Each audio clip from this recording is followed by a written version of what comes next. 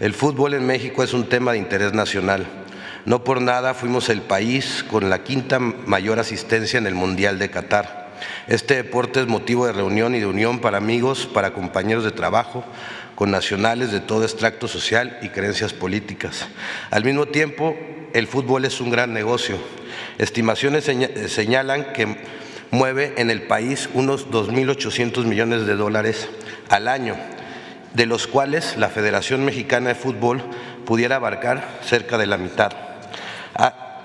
Desde hace algún tiempo, este enorme botín ha traído a muchas personas con ambiciones desbordantes, promotores y dueños, que poco a poco han ido desvirtuando el espíritu deportivo del fútbol nacional para darle prioridad a sus ganancias. Este afán por el dinero los ha llevado a romper las reglas de competencia, a cerrarle el paso a talentos e incluso a incurrir en prácticas que son muy difíciles de no verlas, como corrupción y evasión fiscal. El fútbol profesional es un negocio privado, eso es cierto, pero también es cierto que toca a la esfera pública. Primero, por ser un tema de interés nacional. Segundo, por su amplio manejo del dinero público procedente de los estados y por gozar estos clubes de considerables condonaciones de impuestos, además de que les concesionan los estadios que les pertenecen al pueblo. Tercero, por el interés colectivo de miles y miles de jóvenes que depositan en estas instituciones su futuro y sus esperanzas. Cuarto, por los amplios indicios de defraudación fiscal que lesionan las arcas públicas. A estas razones y en vista de la coyuntura actual, añadiría una quinta. Estas prácticas retrasan el desarrollo deportivo del país, como acabamos de atestiguar todos. México no puede permitir que estos grupos de interés continúen matando más generaciones de jóvenes con talento. Este reportaje tiene la intención de mejorar, corregir y no de perseguir. La intención es que nuestros jóvenes tengan mejores oportunidades, que haya igualdad entre hombres y mujeres y que tengamos un mejor nivel deportivo. No está de más decir que cualquiera de los mencionados en este reportaje tiene garantizado su derecho de réplica en el portal del Quintana Roo MX. La compra-venta de jugadores a sobreprecio ha sido una de las formas en donde se generan más ganancias en el fútbol.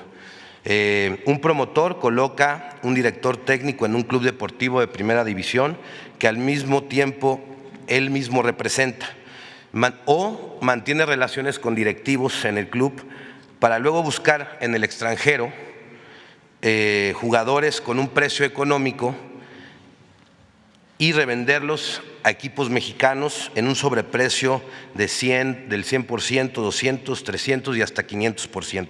El sobreprecio generalmente se reparte entre involucrados y hay moches para poder aceptar este tipo de precios. Las operaciones de compra-venta de jugadores no son vistas por el SAT. Y pongo algunos ejemplos de una transacción de un correo electrónico entre promotores en donde pues básicamente están diciendo, este correo es del 2012, están diciendo que pues el precio del jugador real, que por ejemplo en el caso del jugador Funes Mori, en ese momento su precio real era de 2.5 millones de euros y lo querían vender en 4.5 millones de dólares. O el de Vilchis, Andrés Vilchis, que fue un goleador de la Copa América, y pues bueno, pensaban sacarlo entre 1.5 y 1.8 para revenderlo en 4 millones de dólares en México. Bueno, también hay un correo electrónico en donde precisamente los promotores mandan un correo electrónico a un club deportivo de Colombia en donde presumen que también son representantes de varios directores técnicos en México, y ahí mencionan a muchos directores técnicos que pues bueno, juegan todavía y son muy prestigiados en México. Este apartado lo documenté muy bien en un reportaje que escribí en el Quintana Roo MX que se llama El Cártel del Gol. Hay ejemplos muy claros ahí y pues bueno, pues me voy a pasar a la siguiente lámina. Luego, los contratos privados para evadir impuestos. El capítulo 5 del Reglamento de Transferencias y Contrataciones de la FIFA establece que en su apartado quinto, en el artículo 51, que todos los pagos de las operaciones celebradas tanto de contado como a plazo se efectúan obligatoriamente a través de una cámara de compensación. Esa cámara de compensación tampoco está regulada por el SAT, tampoco tiene, digamos, una vista. Y ahí pongo un ejemplo de un correo en donde precisamente el Club Atlas, en una negociación con un promotor, le decía que al momento de documentar esto, ustedes me solicitaron hacerlo en 2 contratos, uno oficial para registrar frente a la Federación y otro complementario donde se complementan los salarios y todo. Y estos contratos, pues bueno, pues también vimos aquí la compra del Club Pachuca, que realizó con una operación con un jugador de $7.5 millones a una empresa que se llama Colarca S.A.D.C.B., que en fuentes abiertas pues, pudimos ver que es una importadora. Y pues bueno, este es el uso, digamos, de los contratos dobles. Y para dejar más asentado este tema, voy a presentar una grabación entre un presidente de la Federación Mexicana de Fútbol en activo con un presidente de club, en donde precisamente ellos hablan de los contratos por fuera y por dentro. Contratos por dentro es peculiarmente interesante porque está hablando el presidente de la Federación Mexicana de Fútbol y pues está violando su propio reglamento, ¿no? Porque se supone que debería de pasar todo por la Cámara de Compensación, pero pues él mismo está diciendo. Entonces, pues, no sé si lo podamos escuchar. ¿Y tú? ¿Seguías viviendo en Honduras y todo? Todo bien, gracias a Dios. Bueno. Oye, gordito lindo. Mande. Un favor, gordito, no me ha pagado Morelia. No me ha pagado Tijuana. Este estado encima de, no son de mamadas, Álvaro. Cabrón, son mamadas, cabrón. Diga Guzmán, gordo, que no mames. Diga Guzmán también. Que no chingue, gordo. Lleva más de 2 meses. Creo que hay una bronca con el de... aunque Bonilla y yo hemos estado sobre eso, pero el de Morelia es por afuera, ¿no? Sí. ¿Y sí. ya lo metiste? No, eso es lo que tengo que, por eso te hablaba, también hay que meterlo antes, ¿verdad? De la liguilla y todo este pedo, ¿no? Sí, porque eso sirve, güey, porque hoy, por ejemplo, mañana gana el Morelia y se mete a los cabrones. Sí, es que bueno que me dices, ¿qué te mando? La carta y el contrato firmado por ellos, ¿verdad? El convenio. Sí, mándaselo a Enrique, bueno, bonito, para que lo meta a controversias y inicies la controversia. Pues sí. No quiero ese pedo, pero no mames, cabrón. Y también el pinche Jorge ni me contesta, gordo. Tank. ¿Cuánto? Ni me contesta. No, ahorita 15 millones de hace 2 meses, gordo. Y ese está por dentro, gordito. No, ese sí está registrado, sí. Veracruz me debe también, gordo. O sea, es que... Sí, Veracruz anda colgado también.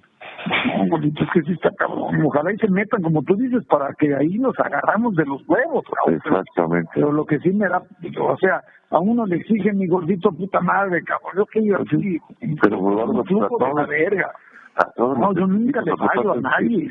Nunca le fallo a nadie. Cuando están por afuera, está cabrón. Pero ya ves por dentro también de Tijuana, cabrón. Bueno, pero ahorita pero este güey, como siempre se espera el último día, el hijo de puta. No, pero nada, porque ahorita le habla Jorge. Nunca le fallé, fueron $9 millones que le pagué, todo le he pagado, y este hijo de puta, no mames. O sea, y contrato un técnico, Miguel Herrera, de $1.5 million, siquiera Zambuesa, que gana, o sea, no mames, o sea, qué cinismo, cabrón. Es lo que me imputa, cabrón. Ahorita ¿entiendes? Perdóname, gordito, que yo Enrique le he molestado, pero es que tú tienes más peso, gordito. No te ¿entiendes? Y ahorita qué bueno que me dijiste, porque tengo que meter el contrato privado a controversia. Tomás, avísale a Álvaro, ¿no? Sí. Peculiarmente es interesante porque hablan de los contratos por fuera y por dentro, y está hablando Decio de María, quien era el presidente de la Federación Mexicana de Fútbol, con un presidente de club. Y bueno, pues complementando la información, después Decio de María le marca precisamente a Jorge y le pide que le pague, por favor, a Jesús Martínez. También tenemos esa grabación que no la incluí. Entonces, pues voy a pasar a la siguiente. La presunta compra irregular de un club.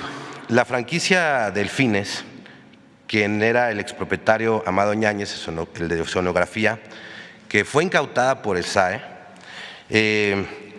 la Federación Mexicana la desbloquea y se la vende en el 2016, o la vende, más bien dicho, en el 2016 la comercializadora e innovadora de Monterrey SADCB, cuyo giro es la instalación de redes y sistemas tecnológicos. Y esta es la que vende la franquicia Club Delfines a una empresa que era propiedad de Alejandro Ilagagorri en 12,8 pesos. Se la vende a una empresa que se llama TM Sports Club, SAPI, de CB, propiedad de Alejandro y de la familia San Román. Luego de esta transacción, ellos le cambian el nombre y le ponen la Jaiba Brava de Tampico. Para luego, en la siguiente, por favor. Para luego, desde el gobierno de Cabeza de Vaca, empezar a bajar dinero público del estado de Tamaulipas en las cantidades que le dio. Esta información es de Elefante Blanco, donde le dio a Tamaulipas 58 millones de pesos anuales a este club. Lo sacaron desde varias secretarías, ¿no? Sacaron desde la Secretaría de Educación, la Secretaría de Desarrollo Económico, la Secretaría del Bienestar, la del Instituto del Deporte, la Coordinación de Comunicación Social, la Secretaría de Desarrollo Urbano, la Secretaría de Desarrollo Económico, la Secretaría de Bienestar Social, la de Educación y la Secretaría de Seguridad Pública. En estas cantidades, el gobierno de Tamaulipas pues dio esta cantidad de dinero. Y para la recepción de esos recursos, presuntamente Alejandro Ilagagorri presentó y presuntamente abrió una cuenta bancaria a espaldas de la familia San Román, o así lo confirma la información que tenemos en las manos, y la familia San Román se entera de estos contratos luego de que fueran publicados por el reportaje que se llama Jaiba Brava, del periodista Carlos Manuel Suárez, del portal Elefante Blanco. Pasaré a otro ejemplo. Otro ejemplo de dinero público en el fútbol, el llamado modelo Pachuca. Murillo Karam le vende a Jesús Martínez el equipo del Pachuca en cerca de 1 millón de pesos cuando valía casi 10. Luego otro gobernador, Núñez Soto, le dona 2 terrenos en la Hacienda de la Concepción, propiedad del Estado, y parte de la zona plateada, en donde hacen una universidad de fútbol privada, que hay que decir que es carísima, que no es nada fácil estudiar, nada barato estudiar en esa universidad, y hacen un hotel, un centro de convenciones, estacionamientos. El regalito aproximadamente fue de 2,000 millones de pesos pertenecientes a los hidalguenses. Luego Osorio Chong también, como gobernador de Hidalgo, también da dinero público para hacer lo que se convirtió el Salón de la Fama. Siguiente. Estas son condonaciones de impuestos que se le han hecho a clubes. Felipe Calderón y Enrique Peña Nieto le condonaron 2,620 millones de pesos de impuestos a 12 clubes entre 2007 y 2018. Tenemos que al Cruz Azul le condonaron cerca de los 330 millones, al Toluca 28, al Atlante 61, al Guadalajara 9, al Templo Mayor de Chivas 4, a la promotora deportiva Guadalajara 468 millones, al Club Atlas 348, a Pumas 14, a Pachuca 7, a Impulsora Fútbol de Aguascalientes 7, al Veracruz 253 millones y al Club Monterrey 1,084 millones. Sí quiero decir que esta no es toda la información, hay más condonaciones, pero no pudimos accesar a esta información. De hecho, esta información fue relevante porque se tuvo que entablar un juicio para poder que se hiciera pública y bueno. Luego viene pues la violación al artículo 4 de nuestra Constitución, que habla de la mujer y el hombre son iguales ante la ley. Esta protegerá la organización y el desarrollo de la familia. También en el mismo artículo habla de que toda persona tiene derecho a la cultura física y a la práctica del deporte. Sin embargo, las jugadores profesionales de fútbol en México pues no tienen los mismos oportunidades de salario que tiene un varón. Y esto, pues las mujeres ganan entre 6,000 y 60,000 pesos, mientras un hombre puede ganar desde 100,000 hasta 5 millones de pesos mensuales. Cuando investigué sobre este tema me decían es que no es negocio el tema del fútbol femenil o no llenan los estadios. Pero también hay que decirles que pues tampoco hacen la misma publicidad, que tampoco hacen la misma mercadotecnia, que tampoco impulsan al fútbol profesional femenil como impulsan el varonil. Y esto es una desigualdad que hay en el fútbol entre los hombres y las mujeres. Ahí puse 2 contratos que tienen ejemplos de salarios de una mujer y un hombre. La siguiente lámina, por favor. Aquí pongo actos inmorales antideportivos que se dan en el fútbol. Por ejemplo, el cobro a padres de familia para que sus hijos debuten o tengan más minutos de juego.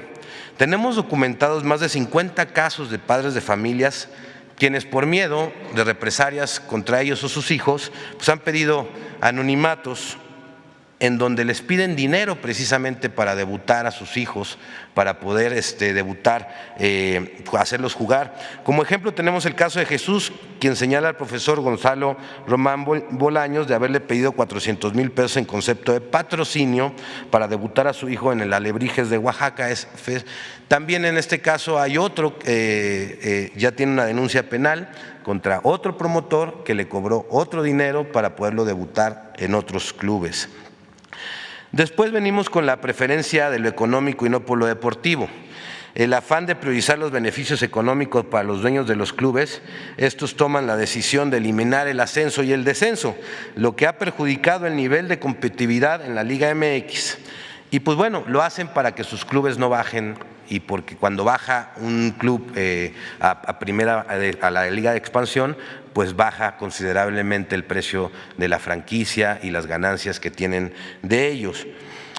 También hoy en día cada club puede tener hasta 8 extranjeros jugando en la cancha, lo que limita el espacio a los jóvenes talentos mexicanos y fomenta el negocio de la compra-venta de jugadores a sobreprecio y el presunto fraude fiscal del que habíamos hablado en la primera lámina. Antes no era así, antes había nada más 5.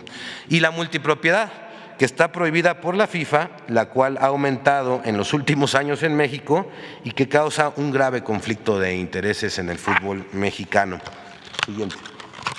Esta me trajo mucha la atención porque la mayoría de los ciudadanos creemos que los Pumas son de la Universidad Autónoma de México, pero no, en realidad son del Club Universidad Nacional AC, una asociación civil con una personalidad jurídica propia, ajena a la universidad, a la cual están integrados empresarios, periodistas, políticos, exfuncionarios de la universidad y funcionarios activos que necesitan tener en esa asociación.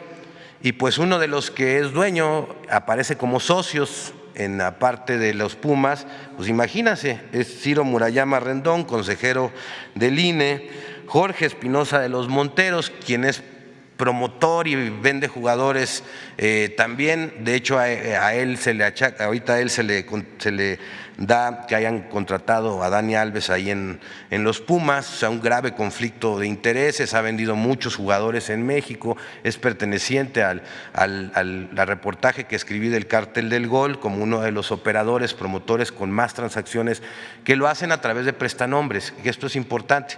Llegar a ellos es muy complicado porque usan a otro para llegar a esa transacción. También están Alejandro Medina Mora, exnieto del abogado, también Eduardo Medina, hijo de Eduardo Medina Mora, Raúl Medina Mora, Alonso Carvajal Villaciencio, que es comentarista de Televisa.